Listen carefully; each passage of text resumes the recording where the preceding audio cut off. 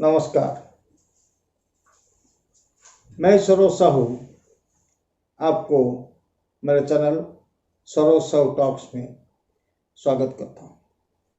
आज गलती कहाँ हुई सीरीज की सब सीरीज एजुकेशन का 5वां वीडियो है। ये वीडियो मुझे करने में कोई मज़ा नहीं आ रहा है, लेकिन करने के बाद एक दिली सुकून मिलता है। ये वो दिल्ली नहीं है, मेरे अंदर जो है दिल्ली, जो दिल है वो दिल्ली सुकून मिलता है। मैंने तो आपको पहले बताया था मैकियावेली ने कैसे भारतीय परंपरा और भारतीय गुरुकुल सिस्टम का इतना सारा मजाक बनाया और कहा कि भारतीय गुरुकुल सिस्टम ही वो सिस्टम है जिसके लिए हम इस देश पर संपूर्ण शासन नहीं कर सकते, इसलिए इस सिस्टम को तोड़ देना पड़ेगा। तो सरकार ने, ब्रिटेन की सरकार ने मैकियावेली को जो दायित्व दिया, वो दायित्व ये था कि आप सिलेक्ट कीजिए कि क्या करना है। ये 1835 इंग्लिश एजुकेशन एक्ट के नाम से जाना जाता है। इस एक्ट में सरकार ने पहला चालाकी शुरू किया जो आज तक बरकरार है। सरकार ने पढ़ाई को, एजुकेशन को, शिक्षा को, नॉलेज को ताक पर रख दिया। सरकार ने इसको एक नॉन रेवेन्यू जनरेटिंग एक्सपेंडिचर की श्रेणी में डाल दिया, मतलब इससे मिलेगा कुछ नहीं। सरकार वो बेदिल चीज है जिसका दिल नहीं है, इसलिए तो उसका घर दिल्ली है। इसलिए उसका घर दिल्ली है क्योंकि उसके पास दिल नहीं है। हर चीज को पैसे में तोलना, हर चीज में अपना नफा नुकसान देखना सरकार की एक आदत है। और इसी सरकार ने पहले मैकियावेली ने ये किया कि बनारस हिंदू कॉलेज को जो दिया जाता था हेल्प, वो हेल्प बरकरार रखा, और दिल्ली के मद्रासा को जो पैसा दिया जाता था वो रखा। लेकिन जो गरीब बच्चे स्टाइपेंड लेकर पढ़ाई करते थे, उस पैसे से वहाँ चलते थे, उस पैसे से वहाँ गुजारा करते थे, वो पैसा काट दिया गया।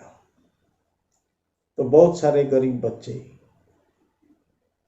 जो पैसा तो उनके लिए महत्व नहीं था, पैसा बहुत कम था, लेकिन फिर भी वो पैसा बहुत हेल्प होता था, और उस पैसे से वो बाकी पैसा वो ट्यूशन करके, ये करके, वो करके जुटा लेते थे। तो अब जो स्वाधीन भारत में जेएनयू में हो रहा है, लोग 500 रुपये में एक एक रूम 20 सालों से अपने नाम पे डाले हुए हैं, कोर्स पर कोर्स करते जा रहे हैं, और उसमें अदर लोग रह रहे हैं। फिर जब उनका कोर्स खत्म हो जाता है तो किसी और के नाम पे अलॉट करा देते हैं, फिर किसी और के नाम पे अलॉट करा देते हैं, ऐसे कि वहाँ पर अपने बीवी को लाकर भी कभी कभी रख देते हैं। गर्लफ्रेंड्स को शराब, शराब, जुआ सब कुछ चलता है। तो ये जो फ्रीडम फ्री इंडिया में इतना सारा हो गया डिपेंडेंट इंडिया में या फिर पराजित भारत में उसका कुछ भी नहीं हुआ। तो आपने देखा किस तरह संस्कृत की नाश करने के लिए अंग्रेजों ने साजिश रचा। और ये जो पैसा उसमें से बचा, एजुकेशन बजट में से जो पैसा बचा, उस पैसे को उन लोगों पे खर्चा किया गया जो लोग अंग्रेजी माध्यम के स्कूल में पढ़ने के इच्छुक हुए, और उस पैसे को चर्च के थ्रू दिया गया, जो कि कॉन्वेंट स्कूल चलाते थे और ऐसे चीजें चलाते थे। और कॉन्वेंट स्कूल्स में क्या होता था, वहां पर बच्चों को बहुत ज्यादा फी लिया जाता था, लेकिन उन बच्चों को मुफ्त पढ़ाया जाता था जो बच्चे उनके बाइबल क्लासेस में जाते थे, उनके प्रार्थना सभा में जाते थे, चर्च अटेंड करते थे। ग्रेजुअली वो बच्चे क्रिश्चियन हो जाते थे। तो ये भी उसके अंदर एक बहुत बड़ी साजिश रची गई। तो ये बात यहीं पर रोकते हैं। दूसरा बात है, महात्मा गांधी ने कहा था कि भारत गांव में रहता है। ये बात कि भारत गांव में रहता है, जब सारे गांव के लोगों ने सुना तो उनको क्या लगा हमें मालूम नहीं, लेकिन वो लोग फटाक से शहर तक आना शुरू कर दिए और शहरों में जमबड़ा लग गया। शहर भरे भरे जाने लगे। शहर के आसपास की जमीनें रेट बढ़ गई। शहर के आसपास के जमीनों की पैदावार रुक गई, वहां पर मकान बना दिया गया और गांव खाली होते गए। जिनके घर में 6 बच्चे थे, एक को उन लोगों ने गांव में छोड़ा और 5 बच्चों को शहर भेज दिया, कुछ ना कुछ करो, वहां पर नौकरी करो। ऐसे में पढ़ाई क्या चल रही थी 1951-52 में? पढ़ाई के नाम पे एमए तक पढ़ने के बाद बच्चों के हाथ में आता था बाबा जी का ठुल्लू, क्योंकि इतना पढ़ने के बाद भी पूछा जाता था टाइपिंग आता है, शॉर्ट हैंड आता है, इंजीनियरिंग पढ़े हो, मेडिकल की डिग्री है, जेई हो, इलेक्ट्रिशियन हो, प्लम्बर हो, कौन सा चीज तुम्हें आता है जिसके लिए तुम्हें नौकरी दिया जाए? लोग कहते थे कि हम एमए हैं, और उनको मिलता कुछ नहीं था।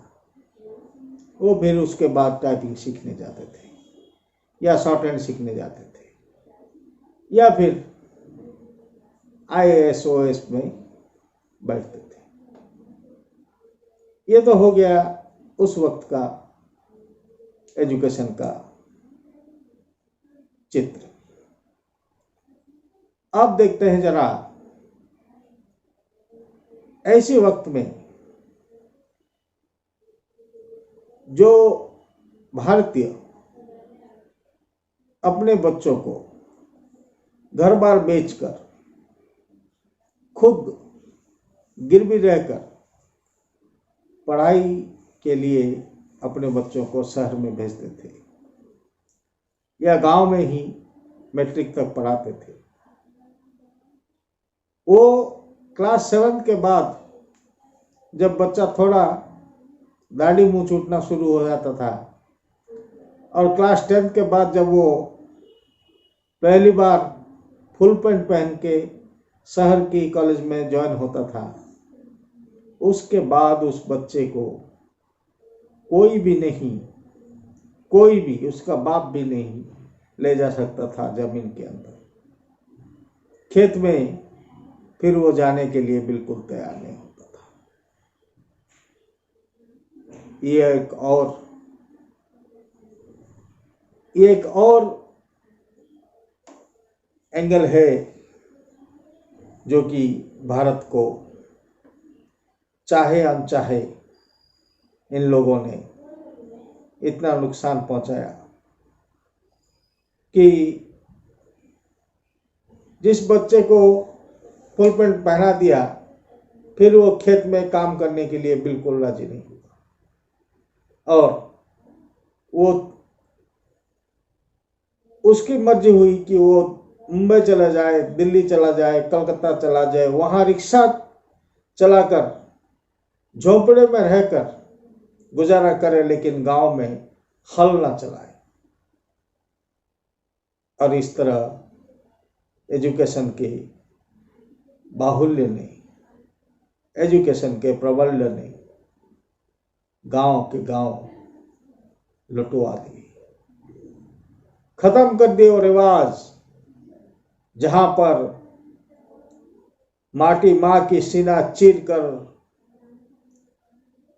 बेटे निकाल लेते थे सोने की फसल, और घर में लक्ष्मी की अभाव कभी नहीं होती थी।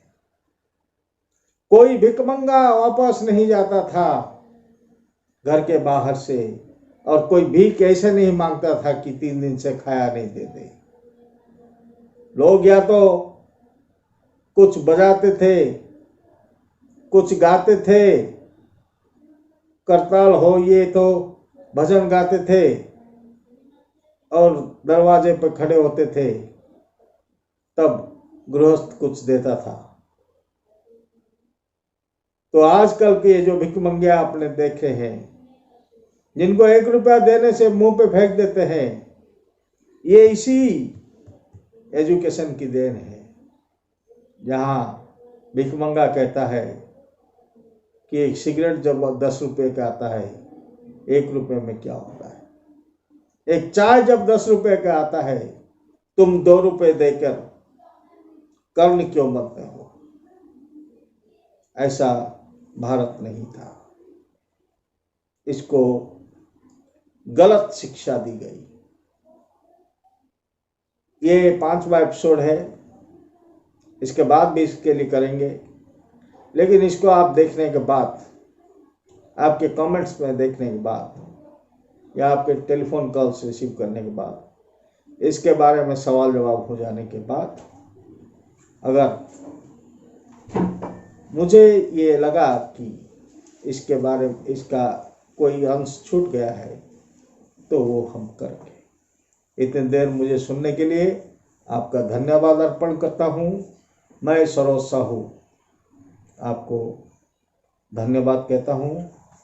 अगर वीडियो पसंद आया है तो लाइक कीजिए, अगर दोस्तों को दिखाना चाहते हैं तो शेयर कीजिए, अगर मेरी बातें आपको अच्छी लगती हैं तो चैनल को सब्सक्राइब कीजिए, अगर वह बातें अच्छी नहीं लगती तो कोई ज़बरदस्ती नहीं, अनसब्सक्राइब कर दीजिए। और अगर आपको ऐसी वीडियो देखने हैं तो बेल बटन को क्लिक कर दीजिए। धन्यवाद।